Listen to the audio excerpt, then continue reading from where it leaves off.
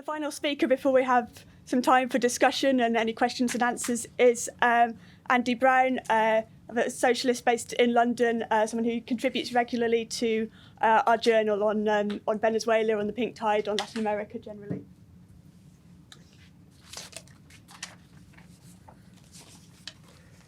Well, for the last 2 decades, really, we've seen in Latin America what's become known as the pink tide. That's to say, a series of governments, more or less left-wing, which have taken on a very progressive aspect and which have been looked to in the world by the left, I think, as examples, partly simply as an inspiration and a hope of something that can be different, but also in some cases as a model of good practice. And what we've now got at the end of this decade that we're now in is that there seems to be a retreat of those governments of the pink tide and setbacks for all of them. I'm going to focus on 3 in particular. I'm going to talk mostly about Venezuela, Ecuador and Bolivia, which seem to me to be the most important examples of the pink tide and the most kind of radical of the initiatives.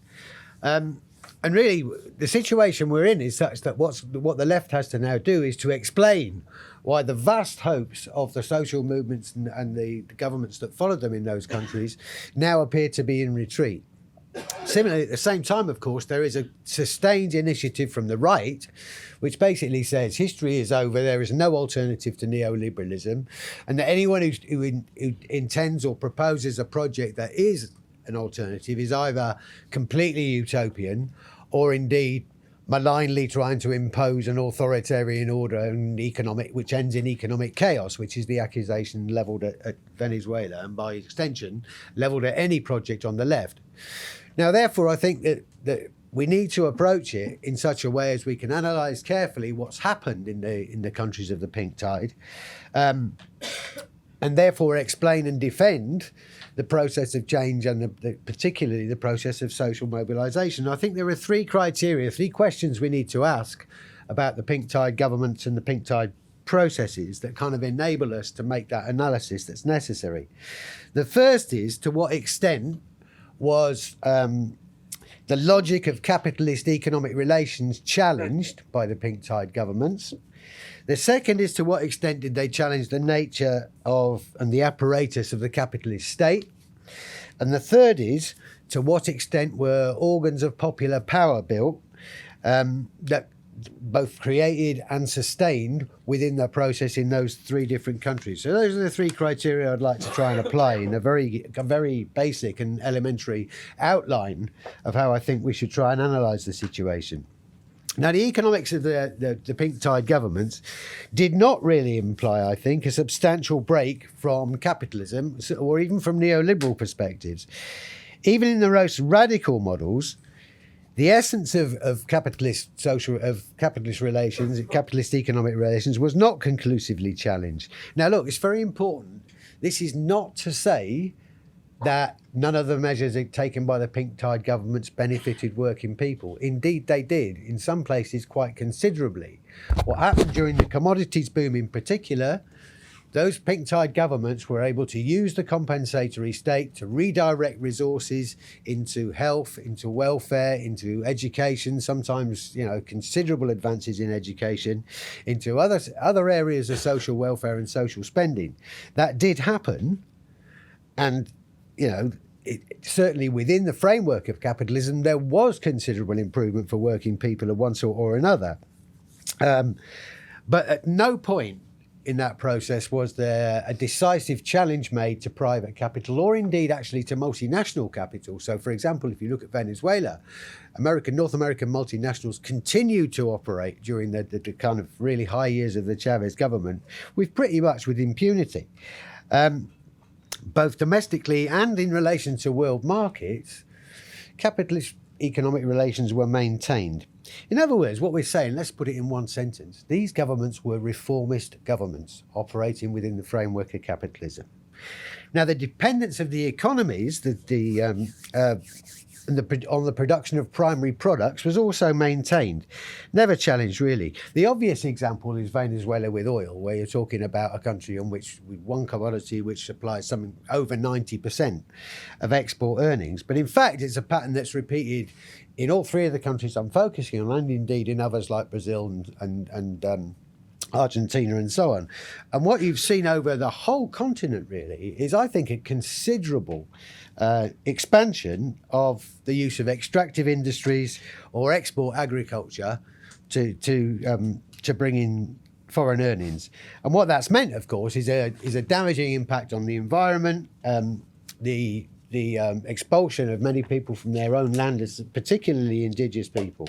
And you can take numbers of examples of it. In Bolivia, the one you would best look at would be the Tipnis infrastructure project in the east of the country. In Ecuador, the Yasuni oil field, for example. I think the most conclusive of all is the Venezuelan government's plans for the Arco Minero, the big mineral petrochemical development in the northeast of the country, where 159 multinationals are being invited to apply for concessions to a private military-run corporation in an area in which civil rights are suspended, and particularly, again, indigenous people are being expelled from the land in order to allow the sort of industrial development in petrochemicals. Essentially, what we've got therefore is an economic model as well, which, apart from the effects internally, accepts the fact that these economies are inserted into the world economy as producers of primary products under the control of global capital. Sometimes the terms are different, so renegotiated terms in terms of the amount of benefit that the country might get, and the partners can be different. So instead of relying, say, on North American or European investment, there's a massive expansion in Chinese in particular, but also Japan, Iran, Belarus, various others. But none of these countries, none of these new partners are operating in any way differently from a standard imperialist intervention. In terms of the capitalist state, again, what I want to argue is that the pink tide governments were not serious challenges to the capitalist state. Now, again, a caveat. The social movements that led to them in Bolivia, in Ecuador, and certainly in Venezuela were a serious challenge to the capitalist state. Particularly in Bolivia and Venezuela, there was a serious debate about whether a capitalist state could continue to exist, and whether there would be an alternative project for popular power. But in fact, what happened in the course of the pink tide movements is, generally speaking, the effect of these social movements was diluted, redirected either into electoral means sometimes sidelined completely. Consciously, I think, demobilised by some of the pink tide governments, such that they ruled through the same structures of the capitalist state, sometimes even in the hands of the old bureaucrats, sometimes in the hands of a new elite, whose interests were completely different from those of working class people in those countries. There was, for example, no challenge to the idea no suggestion that public officials should be paid the same as ordinary workers. There was no accountability built in to no way in which the governments were accountable to genuine popular organisations. In no case was the army replaced in any way by another structure than the bourgeois army. In fact, in Venezuela, the army became a key player in the running of the economy and of the capitalist state. Temer Torres, who was a kind of insider in the Venezuelan government, both of Chavez and of Maduro, talks about how the changes were made, and he makes it quite clear that there wasn't a challenge to capitalist state structures in Venezuela. He says this. He talks about Chavez's mobilization of revolutionary rhetoric, saying we'll transform Venezuelan society and build socialism, but at the same time, most of the gains which were actually achieved occurred not through a revolutionary state, but through a more or less traditional structure of liberal democracy. And on the third point, the organisations of popular power, again, in the movements that led to the pink tide governments, of which they were a reflection, there were seriously new and innovative forms of popular participation and popular democracy, normally on an assembly type basis, often on a local level. So the best examples to look at would be during the water war in Cochabamba in 2000 and in the gas war in Bolivia, where you do get a new and powerful form of participatory democracy that genuinely threatens the capitalist order in those countries. Many of those were not taken up by the pink tide governments, or rather were derailed by them. So there was much talk in all three of the countries of a constituent assembly, and indeed it was passed. But what the constituent assemblies became, although formally they did acknowledge things like, for example, the mis or underrepresentation of indigenous people in Bolivia, in Ecuador, and so on. And they did acknowledge some of the demands from the rank and file at the bottom. But what they did not do was build organisations of popular power which could take decisions and in a participatory way build the seeds of a different kind of society. Rather, they became transmission belts from above to below, in which government policy was decided not by the people, but rather these were implemented at a base level, decisions having been made elsewhere by a political elite. That, I think, is certainly the case in Bolivia. In Bolivia, for example, Evo Morales' government particularly argued that to be a member of the new Constituent Assembly, you had to be in a political party. What this meant was the marginalisation or the exclusion of the social movements that were not party-based. And it was a condition for the setting up of the new Constituent Assembly. In Ecuador, I think there was never a break from the evils that have bedeviled Ecuadorian politics for decades, of looking for caciquismo, of looking for a big, strong leader, and of clientism that are built into the Ecuadorian system, and indeed I think are still present in what's going on in Ecuador at the moment. In Venezuela, popular organisations were much stronger, I think. And there was much more of a kind of a structure of them set up by the Chavez government. The most important were the communal councils, which were related to all the missions, the various projects in the barrios. And there was a genuine debate about the construction of people's power. And there was a genuine debate, for a short while at least, about workers' control of industry. But nonetheless, the outcome of that debate was not the flowering of popular organisations which had control over the process of change. Rather, it was that they too became organisms through which decisions made at a different level, at a state level, a party level, were transmitted down to the barrios and to the workplaces at the bottom. They were essentially a means of implementing government policy decided not by the people, but rather by a new political elite or a new political class. None of this means that the stories of the social movements do not remain incredibly inspiring. And if people haven't read about them, they really are amazing instances of, just as Mario's been describing, of popular initiative and the potential that exists in the working class.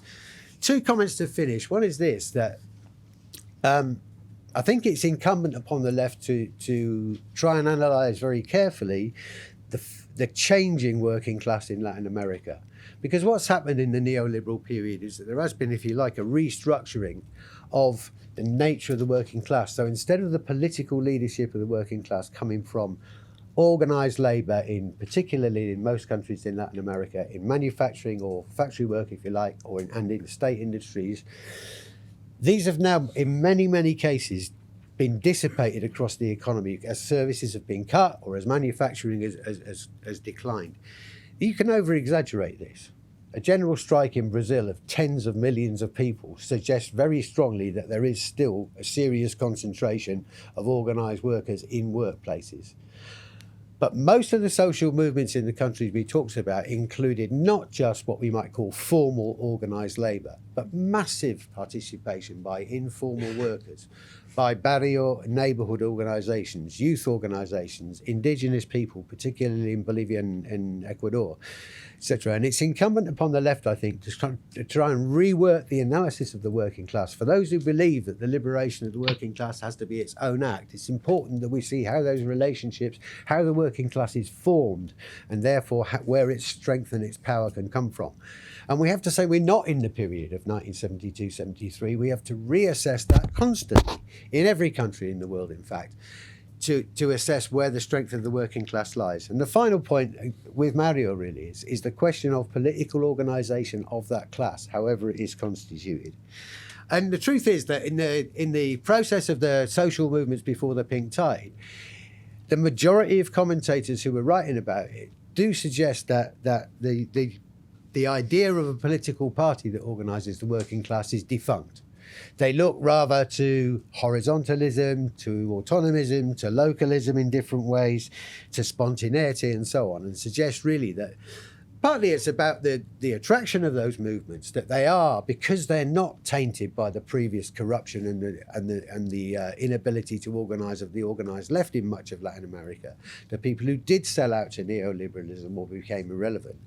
They're untainted, and therefore there's no corruption in them, and they've got a clean slate, if you like. The problem, of course, is not that. The problem is that the question in hand is, how can an organisation spring up which can enable working class people to break the power of the capitalist state and to establish a new order in economics and politics? And for all the critiques that people like Holloway and others make of the organised left, the truth is neither have they come up with a way to take on the fact that in the end, in the class struggle in Latin America, the state will eventually, if you ignore the state will still come for you. And the power of the capitalist state is something that has to be taken on, as is building the question of a workers' state with a different locus of power and a different people in the saddle. That, it seems to me, is still an argument. The revolutionary left in Latin America still exists. Some of the critics beginning to develop a critique of the pink tide, some of which is very, very impressive. If you read, for example, a lot of the documents of what's called Chavismo critical Chavism, it is, one, very interesting, and two, very well constructed as a way of valuing parts of the process, but at the same time attempting to make an analysis and learn from it. The problem is, for many of the revolutionaries in Latin America, that their political operation is pretty marginal to the actual events going on. And the project that there has to be in Latin America is to combine the energy, the imagination, the physical threat of those massive social movements that included millions and millions of people, with also a project in which there is a decisive organisation which can take power and break the power of the capitalist state, and therefore move on to produce a different future for working class people in the saddle.